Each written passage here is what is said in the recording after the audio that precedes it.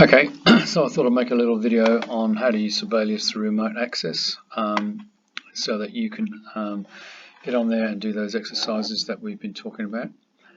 So first of all, you need to go to remote access, but I think on yours it's called desktop access. They're the same thing. So you just go through your normal tabs, through your normal portal I should say, and go to remote access or desktop access. Load it up, which may take a little while. At home, I think it will work a little bit better.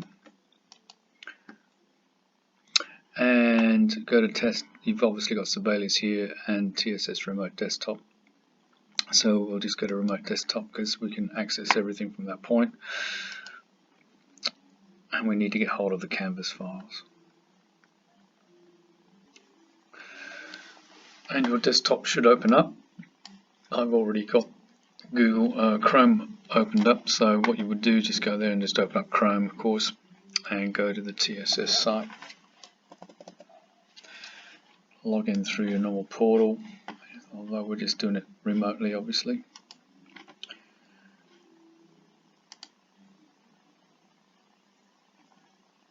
And just be patient with it too, because it's remote access, it might be a little clunky. Just log in. And I would make that a full screen so we can work from this point. Okay, so go to Canvas once you're in remote desktop. And just go in as you normally would. Modules. Down the bottom. Now these Sibelius examples that I've given you should open up automatically. All going well. So we'll just open up these this intervals, chords and things, fangs that we looked at yesterday. Download it and just open it up. It is rather long-winded, but this way you can access all the files quite easily. Once you've entered Sibelius, these are the main things you need to think about. Obviously, at the beginning of the document, we've got a keyboard diagram and some information just here, which is really important to help you work out what these intervals are. So I'll just briefly go over what we discussed the other day in the lesson about this. So if we look at the keyboard, obviously the letter names are associated with the notes. So if you're not very experienced at reading notation, then these notes here are obviously aligned to the letter name and where they're placed on the piano keyboard. So this note's a C, D, etc., etc. So in the musical alphabet, we only have 7 letter names, C to G, and then it goes back to A again. But we've also got some notes that are in between these notes here. Generally in between the white notes, there's a whole tone between C and D and E. And there's no black note between E and F, so that's actually a half step or a semitone. And then we go back to whole tones again, and then between B and C there's no black note, so there's actually a semitone there. And that's how the basic 12-tone system that Western music uses works.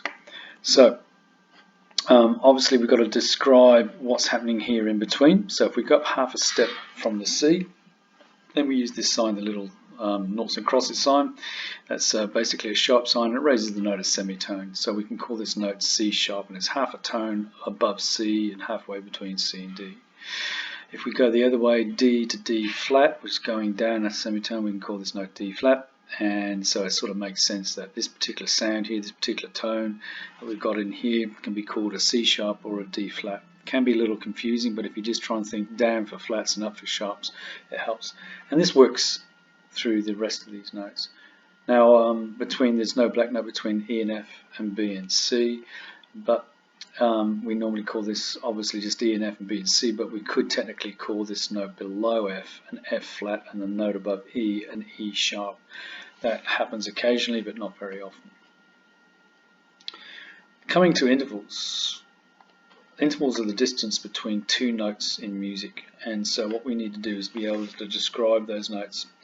And there's two things that we need to describe. One is the distance between the two notes, and then what type of interval they are, because, or what quality, because in music they have certain types of sounds that we try to label.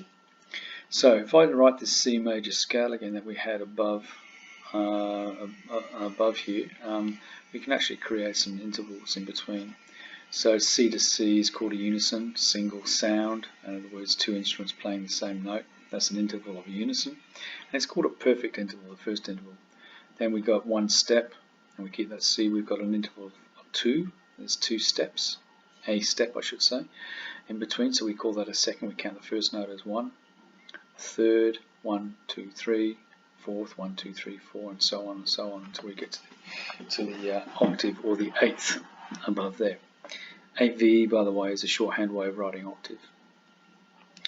So what we need to do, once we've got the interval distance worked out, we need to describe what it is. Now, in a major key, there's only two types of interval. There's either the perfect interval or the major interval. Perfect interval is found on the unison, the fourth, the fifth, and the octave. All the others, the 2, 3, 6, and 7, are called major intervals.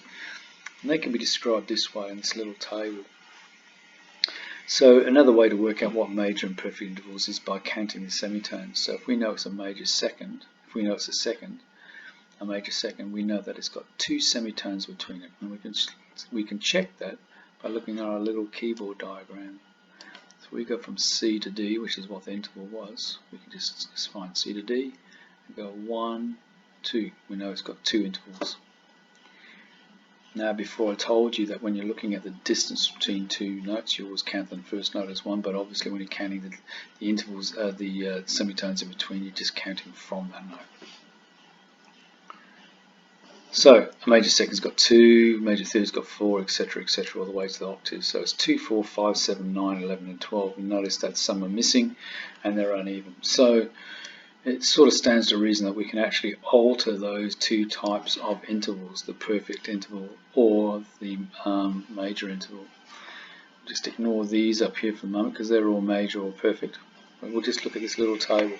So we start with a perfect interval, and we know that it is a perfect interval, or we think it's a perfect interval. We can actually alter that perfect interval by raising it a semitone. It becomes what we call an augmented interval. Augmented meaning bigger or larger, and conversely the other way around, diminished meaning smaller. So if we've got a perfect interval, we've lowered it by a semitone, it becomes diminished. The same thing applies to major intervals. If we raise it a semitone, it becomes an augmented interval. If we lower it, it becomes minor, and if we lower that again by a semitone, it becomes diminished. So all these distances are semitones. So let's put that into practice. Here are some intervals that are not, could be major, perfect, augmented, diminished, or minor. So let's find out what it is. First thing I would do is look at my interval and work out the distance. 1, 2, 3, 4. So we know it's a fourth of some kind. I don't know what it is. So what I'll do is I'll work out what semitone, how many semitones I've got in between that interval. So I know that's an F and a B, and I can check that over here. If I'm not really experienced with reading notation, I can check that that's an F. Yep, and that's a B. Yep.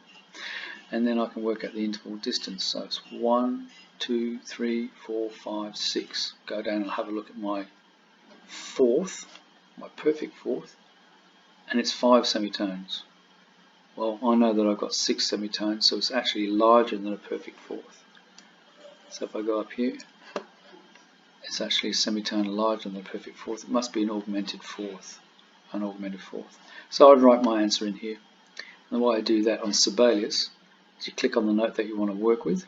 Anything that's highlighted in blue in Sibelius is actually active.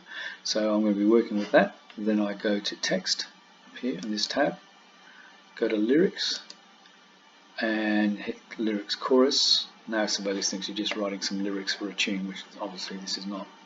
And I'd write my answer in there, and I'd write aug fourth. Simple as that.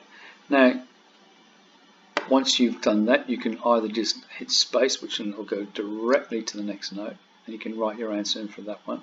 Or if you need to have time to think about it, you can sort of deselect what we're doing by clicking outside the stave or hitting escape I'll do that and hit lyrics, chorus, and if I hit escape, the same thing happens. So you can just move from one interval to the next and work your way through these.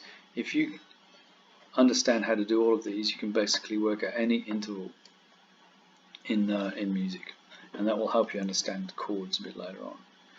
So name these intervals.